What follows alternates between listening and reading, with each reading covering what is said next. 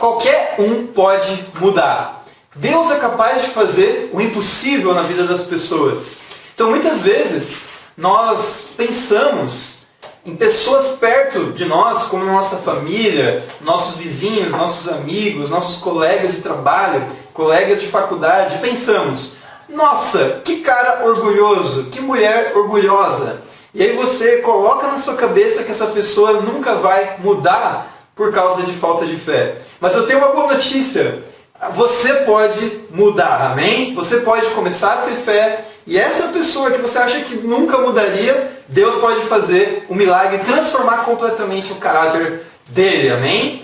Então o título de hoje é Qualquer um pode mudar. Nós vamos ver uma pessoa do tipo mais impossível para mudar. Uma pessoa que tinha muitos demônios no corpo, ela estava possessa, sem esperança, totalmente degradada, excluída da sociedade por causa dos demônios, por causa dos seus pecados, da sua violência. Então, o pior cenário, a gente vai ver aqui nas Escrituras, de alguém que parecia não poder mudar. Mas Jesus chegou na vida desse homem e transformou completamente o seu caráter. Vamos para Marcos capítulo 5, versículo 1.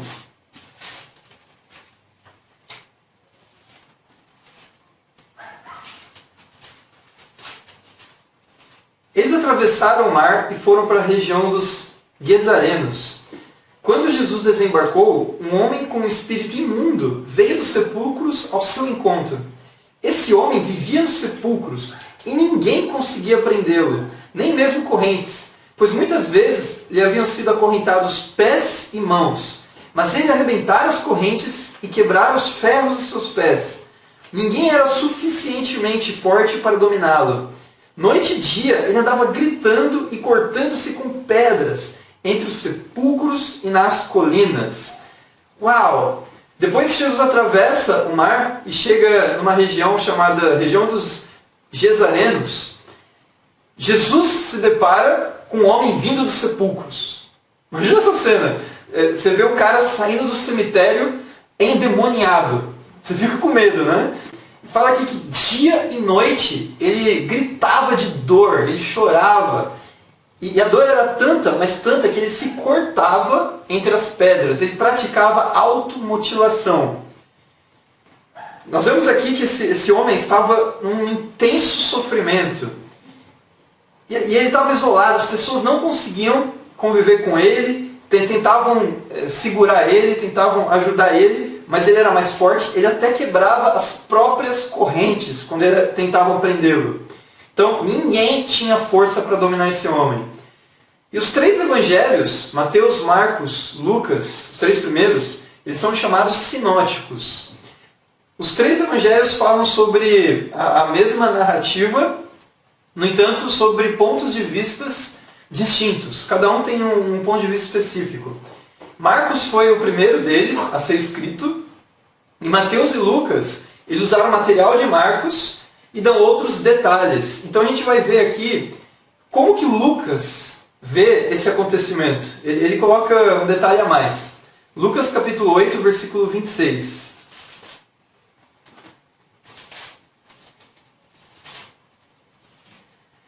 Navegaram para a região dos Gesarenos, que fica do outro lado do lago, frente a Galiléia. Quando Jesus pisou em terra, foi ao encontro dele um endemoniado daquela cidade.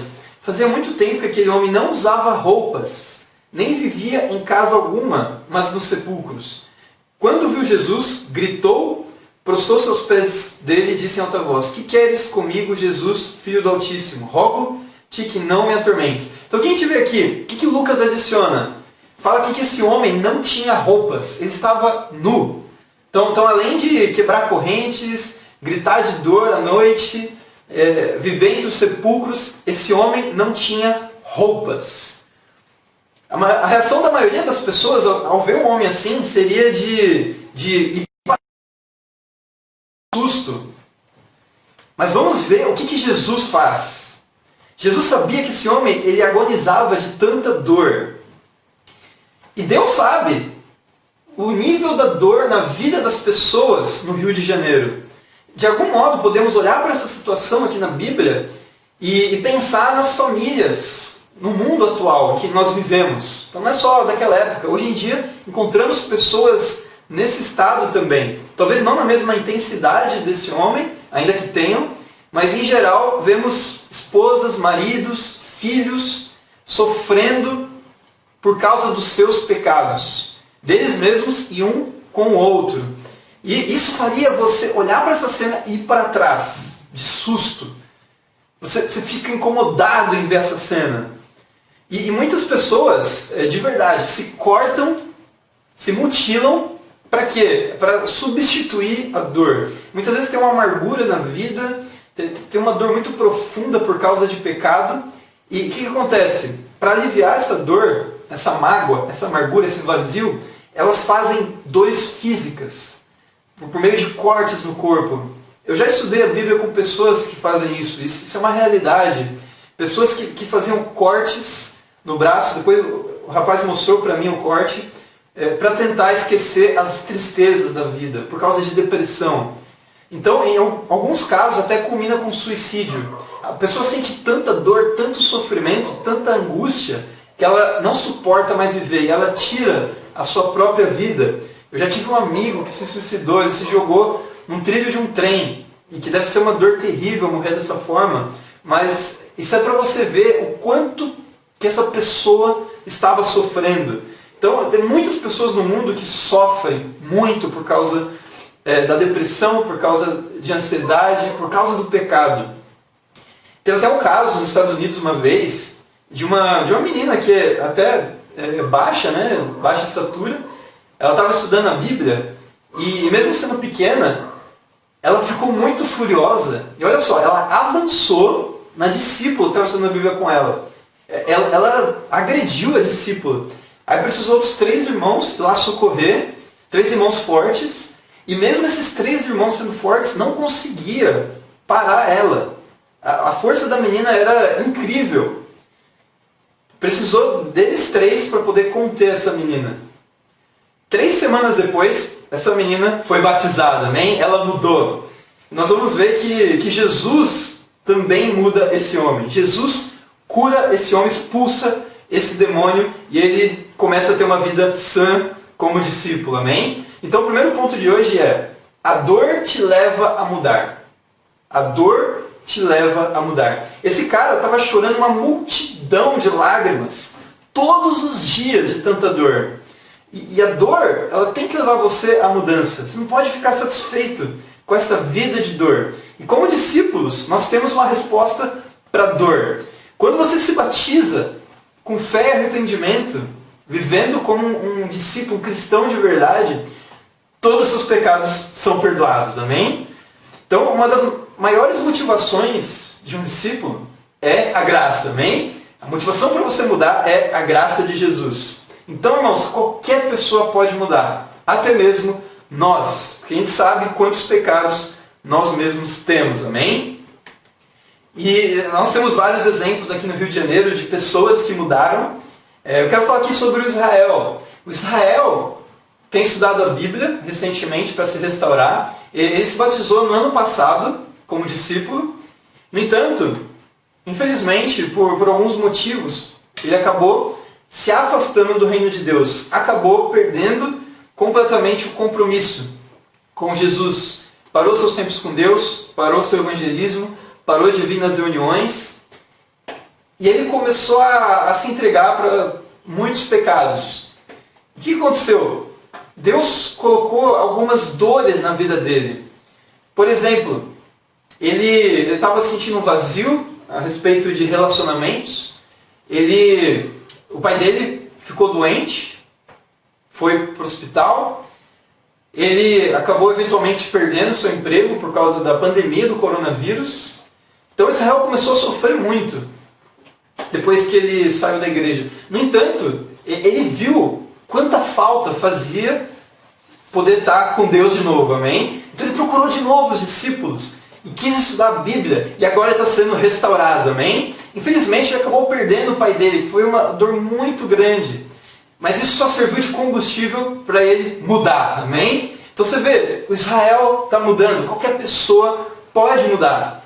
A Larissa, lá da UF, que faz serviço social, ela é uma mulher que está mudando muito também. Ela estudou a Bíblia no passado, só que por algumas razões ela parou também os estudos, ela não chegou a se batizar. No entanto, a vida dela, ela percebeu que ela precisava de Jesus, ela precisava mudar. E ela retornou, agora nessa época da pandemia, a estudar a Bíblia de novo.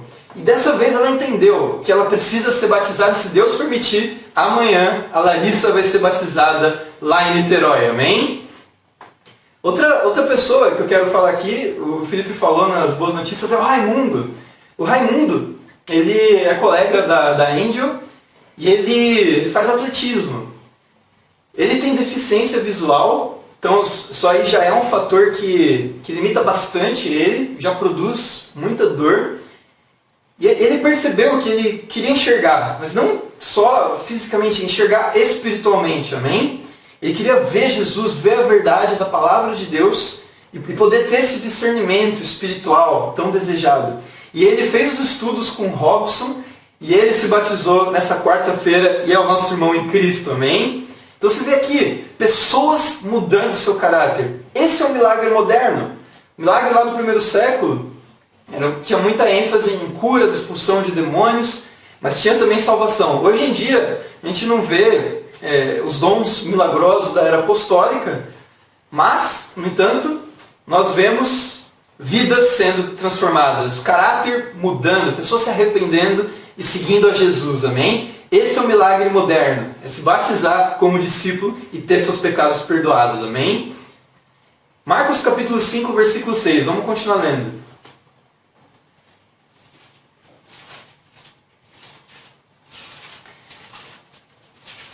Quando ele viu Jesus de longe, correu e prostrou-se diante dele, e gritou em alta voz, que queres comigo, Jesus, Filho do Deus Altíssimo? Rogo-te, por Deus, que não me atormentes.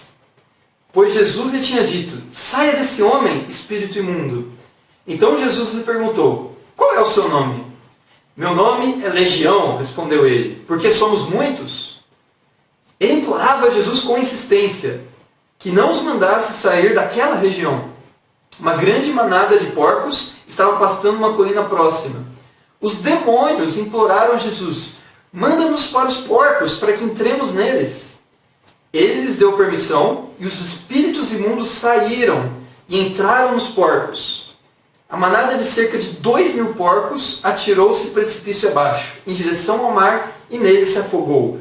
Uau! Que incrível o relato que a gente vê aqui. Jesus chega para esse homem e ordena que os demônios saíssem dele. E aí ele retruca o demônio. O que queres conosco, Jesus? O que você quer com a gente, Filho de Deus? Não nos atormentes. E aí Jesus responde ao demônio, não ao homem. O demônio, a gente vê aqui que estava totalmente controlado por esse espírito. E ele pergunta, qual é o seu nome? E ele responde, você pode imaginar aqueles filmes de, como que nem um exorcista, né? Filmes de terror. E ele responde, Legião. Ele responde com uma voz grossa, tem muitos demônios aí. Só para você ter uma ideia, uma legião era o número de 60.000 soldados de um exército. Então você pensa assim, uma legião de soldados, 60.000. Isso era o exército romano. Então o contexto da época aqui quer dizer a mesma coisa. Então imagina só, 60.000 demônios em uma pessoa. Esse homem realmente estava muito possuído. E o que significa na prática estar possuído por demônios? Tem algumas escrituras que nos dão alguns insights sobre o significado disso e as consequências de ter um demônio. Vamos ver algumas escrituras paralelas aqui. Lucas 11, versículo 14. Jesus estava expulsando um demônio que era mudo. Quando o demônio saiu, o mudo falou e a multidão ficou admirada. O que nós vemos aqui? Que o demônio tinha uma função na vida de um mudo. Era ele o responsável por ele não conseguir falar. E aí quando Jesus expulsou o demônio, ele pôde falar de novo. Outro caso, Lucas capítulo 13, versículo 10.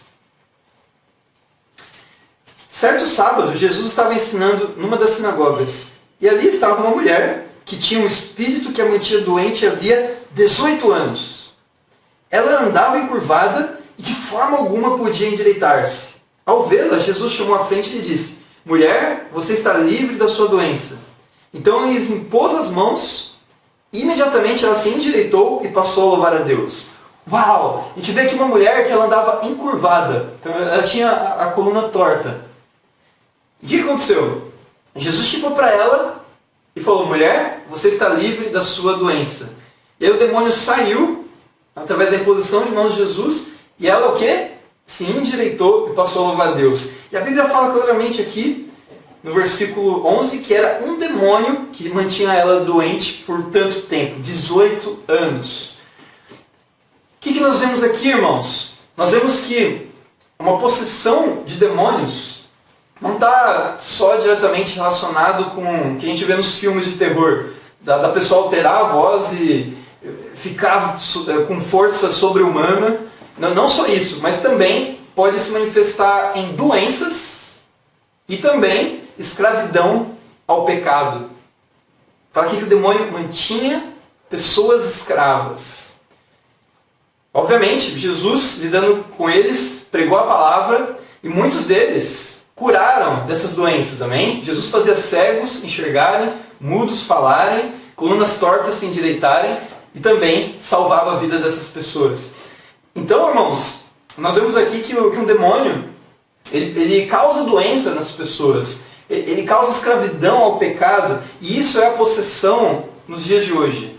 As pessoas têm demônios na vida que mantêm elas tristes, depressivas, com doenças, com problemas. Mas essa é a permissão de Deus. Porque você vê aqui, voltando para Marcos 5, quando Jesus fala com os demônios e ordena que eles saiam, o que acontece? Eles pedem permissão para Jesus para sair desse homem e ir para uma manada de porcos. A gente pode aprender várias coisas interessantes aqui. A primeira é que um demônio só entra em alguém se Jesus permite. Você viu aqui que só Jesus podia dar autoridade para que aqueles demônios saíssem do homem e entrassem nos porcos? Então, quando uma pessoa tem um espírito que escraviza ela, uma doença ou um pecado, isso é permissão de Deus. É Deus que dá essa autoridade. Outra coisa que nós vemos aqui é que os demônios podem possuir animais também. Você vê aqui que os demônios saíram do homem e entraram em porcos. Então não só pessoas, animais também podem ser possuídos. E outra coisa, a terceira que a gente vê aqui, é que demônios têm nome. Você vê, Jesus pergunta: qual o nome? Qual o seu nome? E aí os demônios respondem: meu nome é Legião. Então, o que nós podemos aprender do ponto de vista prático disso? Nós temos que aprender a dar nome para os nossos pecados. Nosso pecado tem nome. Eu sei que eu sou pecador, mas qual é o seu pecado? O que você precisa mudar no seu caráter? Qual o demônio que você precisa tirar da sua vida? É a impureza sexual? É o orgulho? É o egoísmo? É a preguiça? É a inveja? A amargura? A ociosidade? Qual é o pecado que você precisa se livrar hoje? Dá um nome para esse pecado. Confessa esse pecado para um discípulo que possa te ajudar. Chega no seu tempo discipulado e fala: irmão, me ajuda, eu preciso vencer esse pecado. Dá nome para esse pecado. Porque se a gente não dá nome, nós ficamos superficiais. É muito importante sermos específicos quando nós lutamos contra o nosso pecado, amém? Vamos aprender a dar nome para os pecados. E outra coisa que a gente vê aqui, olha só, esses porcos, era uma quantidade muito grande, era 2.000 porcos. E porcos naquela época era fonte de recurso. Esses porcos estavam ali pastando. Como era uma nação gentílica, eles usavam porcos para comer, por exemplo, comiam carne suína. Apesar que Jesus já tinha liberado os alimentos, né? Todos os alimentos que eram considerados impuros, a partir de Jesus não mais eram. Então esses porcos, eles tinham um valor econômico atrelado. 2.000 porcos, é um grande rebanho. Até nos parâmetros dos dias de hoje, é muito dinheiro que tinha nesses porcos. Se você compra um porco e vai sacrificar ele, sabe quanto que custa? Custa aproximadamente R$200, o sacrifício de um porco. Imagina só, quanto de dinheiro foi sacrificado, né, foi investido para que essa única alma fosse liberta de demônios. Você pega R$200 por 2.000 porcos, isso dá quase R$400.000, quase R$500.000. Esse foi o preço da libertação de um único homem. Jesus estava disposto a sacrificar uma quantidade de dinheiro enorme, gigantesca, para libertar apenas um único homem. Irmãos, muitas vezes, muitos de nós não valorizamos as finanças da igreja e os sacrifícios por trás das salvações, dos batismos, das libertações. Envios de missão, tudo isso é muito caro, mas vale a pena a gente investir todos os recursos para salvar uma alma que seja, amém? Então cada campanha que a gente faz, cada envio de missão, por mais que tenha muito dinheiro envolvido, se pelo menos uma pessoa se batizar, já valeu a pena, amém? Se uma pessoa vira discípula, já vale a pena. O segundo ponto de hoje é, o preço da mudança é caro. O preço da mudança é caro. Se você quer mudar a sua vida ou mudar a vida das pessoas, existe um preço por trás. Você vai ter que investir recursos, vai ter que sacrificar para poder libertar pessoas da escravidão do pecado e de demônios, amém? Então, olha só, vou dar um exemplo. Na igreja dos Estados Unidos, existe muito sacrifício. Os irmãos de lá são muito generosos. Como é um país de primeiro mundo, então os Estados Unidos é responsável por financiar missões para o mundo inteiro, amém? E foi lá que o movimento começou, em Los Angeles. Só para São Paulo, eles enviaram, no primeiro ano, R$260.000, tá? Por ano, no comecinho, lá para 2011. Então, olha só, R$260.000 por ano para que você pudesse ter acesso à palavra de Deus, amém? Então, olha só, hoje nós temos 37 discípulos batizados, amém? 37 discípulos totalmente comprometidos. Isso só foi possível porque houve um investimento muito grande para envio de missões para São Paulo e para o Rio de Janeiro. Olha só, no Rio de Janeiro são aproximadamente 17 milhões de habitantes. Não a cidade do Rio, mas o estado inteiro. 17 milhões. Então a gente tem 37 discípulos. Então, fazendo as contas, ainda faltam aproximadamente 17 milhões de cariocas para serem batizados, amém? Então tem muito trabalho a ser feito. E a gente só vai conseguir evangelizar no Rio de Janeiro se nós nos sacrificarmos, amém? Nos Estados Unidos, eles sacrificam 20 vezes mais a oferta que eles dão para que exista missão em países como o Brasil, República Democrática do Congo, Tanzânia, Burundi, Ilha Salomão, Auckland, Nova Zelândia, qualquer lugar do mundo. Para você ter missão, precisa se sacrificar, amém? Então a gente precisa ter uma conscientização de recursos humanos e recurso financeiro para poder ter missões. Recursos humanos é a nossa obra, é fazer discípulos, é chamar pessoas para estudar a Bíblia, formar novos líderes, novos discipuladores, pessoas que possam ensinar a palavra para outros. Envolve o sacrifício nas ofertas. Quando a gente dá oferta de coração, nós estamos financiando o evangelismo mundial, amém?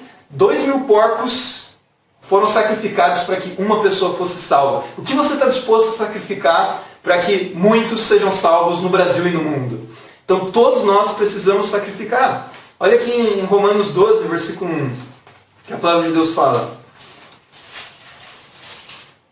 Portanto, irmãos, rogo-lhes pelas misericórdias de Deus que se ofereçam em sacrifício vivo, santo e agradável a Deus. Este é o culto racional de vocês.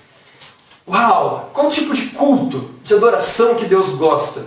É uma adoração racional, amém? Não é aquele sentimentalismo, aquele emocionalismo, arrepios de dons do Espírito Santo, de falar em línguas, de fazer milagres na frente de todo mundo. Não é isso. O culto racional que Deus gosta é quando você se sacrifica, amém? Se você quer agradar a Deus, sacrifique-se. Tenha progressos na sua vida espiritual. Seja disposto a renunciar ao que for preciso para você poder estar bem com Deus. Então, sacrifício vivo, irmãos. Vamos nos sacrificar no evangelismo e nas nossas ofertas, amém? Olha só um exemplo de sacrifício. Para poder batizar o Raimundo de São Gonçalo, os irmãos mobilizaram muito esforço para poder fazer. O Raimundo ele é de São Gonçalo. Tá? Ele é de São Gonçalo e já tem a dificuldade da deficiência visual para poder se locomover. E é época de coronavírus. Então é difícil a pessoa sair de casa. Corre riscos, não é verdade? Ela pode se contaminar. Pode ficar um mês em casa. A primeira vez que sai, pode pegar a doença. Acontece isso. E olha só, tem o risco do coronavírus, mas ele entendia que ele precisava ser salvo. E aí a gente começou a pensar em planos e chegamos à conclusão que a melhor ideia era buscar ele lá na casa dele e levar para a única piscina que a gente tem acesso por enquanto, que é lá no prédio do Valdemar, amém? E aí, olha só, o Felipe Claro, generosamente ofereceu de usar o carro dele para ir buscar o Raimundo lá em São Gonçalo, amém? Ele foi até São Gonçalo, buscou o Raimundo, todo mundo de máscara, todo mundo de álcool gel, protegido, levaram para a casa do Valdemar, o prédio, subiram e batizaram na piscina dele, amém? O Renan foi junto também. Então você vê que foi todo um esforço, todo um sacrifício, levou aí boa parte do dia só para batizar o Raimundo. Então, irmãos, eu quero animar vocês a se sacrificar o máximo para salvar pessoas, amém? Vamos voltar à nossa leitura? Marcos capítulo 5, versículo 14. Vamos ver como continua essa história.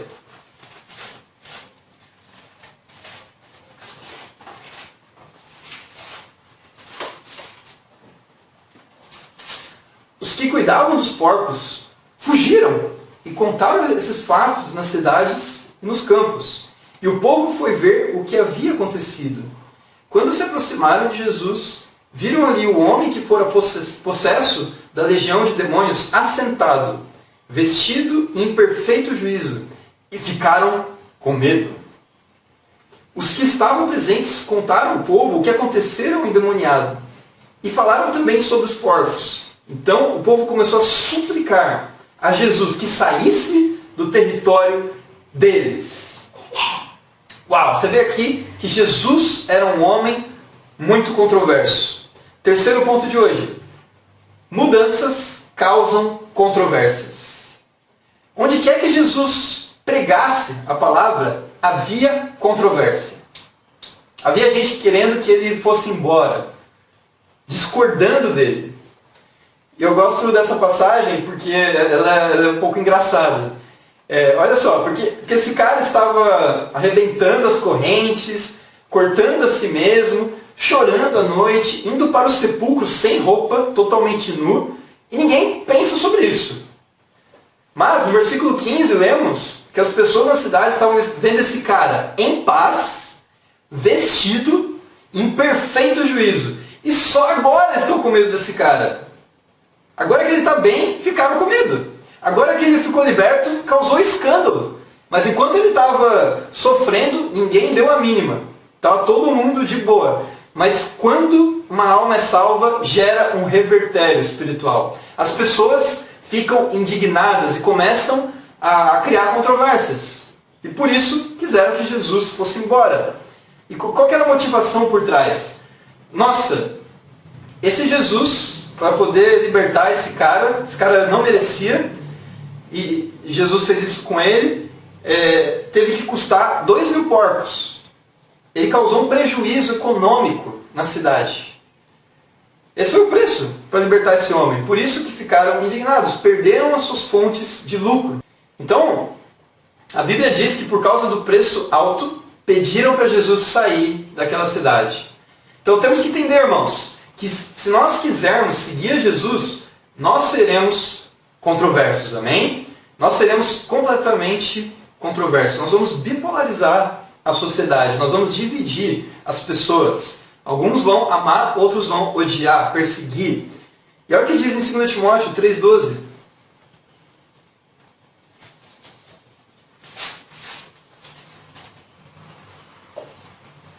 De fato, todos que desejam viver piedosamente em Cristo Jesus serão perseguidos. A palavra de Deus fala que qualquer um que queira seguir a Deus será perseguido. Isso aqui é uma promessa.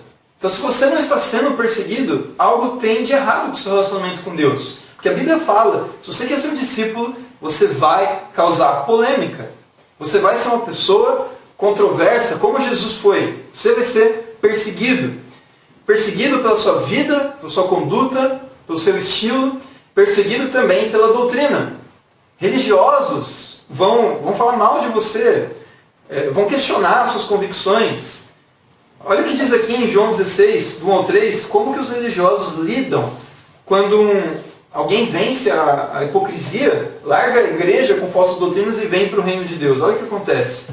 João 16, do 1 ao 3. Os religiosos da época eram os fariseus, os mestres da lei, judeus. João 16, versículo 1. Eu lhes tenho dito tudo isso para que vocês não venham a tropeçar. Vocês serão expulsos das sinagogas. De fato, virá o tempo quando quem os matar pensará que está prestando culto a Deus. Farão essas coisas porque não conheceram nem o Pai e nem a mim. Jesus fala aqui que quando você é perseguido, as pessoas pensam que estão fazendo isso por Deus. Então, muitas vezes, quando você está pregando a palavra para um religioso que segue falsas doutrinas, a igreja dele, o pastor dele vai começar a buscar e falar, não, você não pode se batizar com essas pessoas. É uma seita. Você está indo para uma seita. Eles estão contra o que você aprendeu desde pequeno, as tradições que a gente ensinou para você. E aí pensam que estão fazendo isso por Deus. Eles acham que estão bem com Deus fazendo isso, quando na verdade está indo contra a Deus. Então nós temos que ter convicção. Se nós queremos seguir o Evangelho verdadeiro, nossa igreja vai ser chamada como seita, as pessoas vão colocar artigos contra nós, vão recomendar que você não se batize, principalmente familiares. Vão falar para você, não, você não deve estar com essa seita. Aconteceu com Jesus, aconteceu com os discípulos, vai acontecer conosco também, amém? E por que fazem isso? Por que as pessoas não se rendem à palavra de Deus, mas se apegam a tradições? João 12, 42 ao 43 tem a resposta. Ainda assim, muitos líderes dos judeus creram nele, em Jesus. Mas, por causa dos fariseus, não confessavam a sua fé, com medo de serem expulsos da sinagoga, pois preferiam a aprovação dos homens do que a aprovação de Deus. A palavra de Deus explica a raiz de toda perseguição. Por que as pessoas discordam quando você toma a decisão de fazer o que é correto? Porque preferem a aprovação dos homens do que a aprovação de Deus. Então, pode parecer careta você ser um discípulo. Você tem um compromisso radical em imitar Jesus. Pode parecer algo absurdo, porque não existe precedente. Você não vê ninguém fazendo isso. Compartilhando a fé, evangelizando, pregando um plano de salvação estrito, rígido, como a Bíblia ensina. E aí, isso fere a tradição das pessoas, fere o conforto. E aí, para não parecer polêmico, para não parecer que soa mal para as pessoas, você acaba não tomando a decisão. Você prefere agradar essas pessoas que te perseguem. Por isso que muitos judeus não se converteram. Não que eles não creram, eles creram em Jesus. A fé não é suficiente. Precisa renunciar, precisa se sacrificar, precisa estar disposto a ser desaprovado pelos homens para ter a aprovação de Deus, amém? O chamado para cada membro da igreja é ser como Jesus, amém? Lucas 12, 51 a 53, fala um pouco sobre perseguição dentro da família. Vamos ler essa passagem. Vocês pensam que vim trazer paz à terra? Não, eu lhes digo, ao contrário, vim trazer divisão. De agora em diante haverá 5 numa família, divididos uns contra os outros. 3 contra 2 e 2 contra 3. Estarão divididos. Pai contra filho e filho contra pai. Mãe contra filha, filha contra mãe. Sogra contra nora e nora contra sogra. Uau, olha o que Jesus diz aqui. Você vai causar divisão na sua família. Jesus não veio trazer paz nesse sentido. Ele veio dividir as pessoas. Porque a mensagem é radical. E aí a pessoa olha e fala, nossa, essa igreja é muito radical.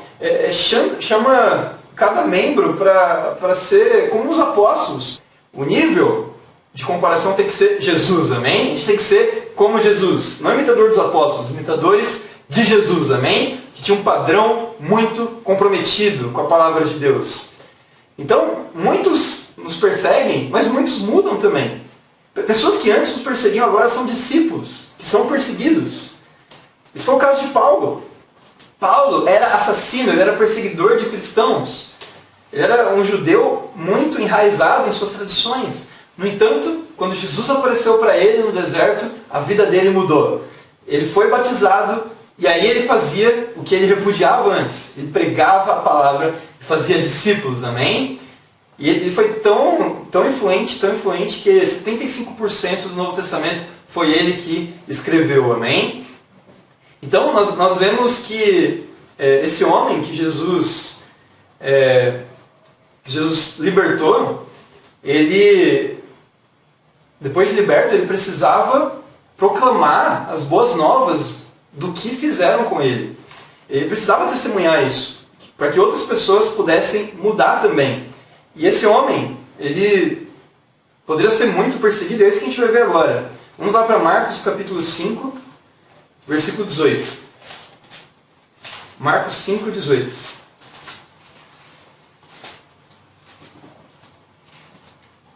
Quando Jesus estava entrando no barco, o homem que estivera endemoniado suplicava-lhe que o deixasse ir com ele. Jesus não permitiu, mas disse: vá para casa, para sua família, e anuncie-lhes quanto o Senhor fez por você e como teve misericórdia de você. Então aquele homem se foi e começou a anunciar em Decápolis o quanto Jesus tinha feito por ele. Todos ficavam admirados. Uau! Esse homem aqui estava muito grato, amém? Agora ele estava são, ele estava convicto, ele estava vestido, não estava nu mais, e ele estava são espiritualmente, acima de tudo, porque dava o coração evangelístico. E Jesus deu uma missão para ele. Ele falou assim, agora que você está liberto, não é só isso não, eu quero que você vá e retribua o que eu lhe fiz. De que forma? Prega o evangelho. Testemunha o que eu fiz para você. Essa mudança que você teve, você vai impactar outras pessoas também. Então vai lá para a sua família, vai lá para a sua casa. Sua família sabe que você está perdido, que você estava muito mal, estava sem condições psicológicas, mas agora eles vão ver você são e vão crer no poder de Deus. E aí esse homem, ele voltou para a casa dele, mas ele não só evangelizou a família dele. Fala aqui que ele evangelizou Decápolis. A palavra Decápolis significa 10 cidades. Então esse homem evangelizou 10 cidades. Olha o coração dele. Coração evangelístico. 10 cidades. É como evangelizar Rio de Janeiro, São Gonçalo, Niterói, Araruama, Nilópolis, Mesquita, enfim, 10 cidades inteiras. Foi isso que esse homem fez. A gente tem aqui um grande missionário de Jesus. Então, vamos aprender um relato paralelo. Como eu falei, a gente tem os 3 evangelhos sinóticos, Mateus, Marcos e Lucas. Nós aprendemos uma informação a mais de Lucas, agora vamos ver um item adicional em Mateus. O mesmo relato. Mateus capítulo 8, do 28 ao 30.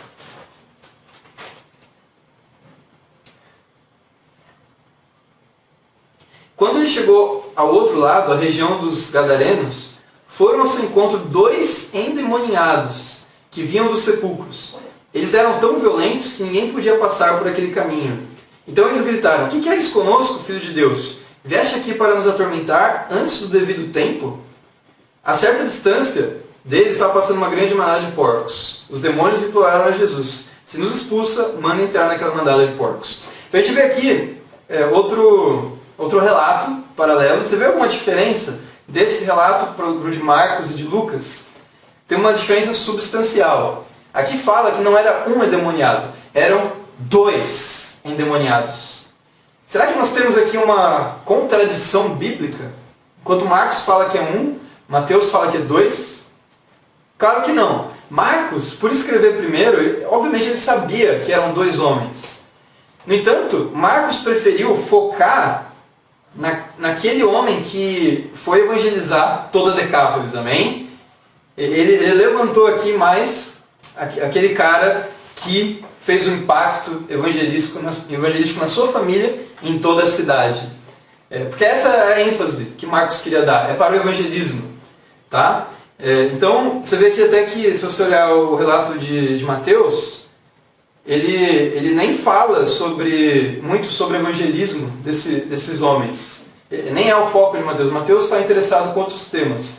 Mas Marcos está enfatizando exatamente o coração missionário do primeiro endemoniado. Amém?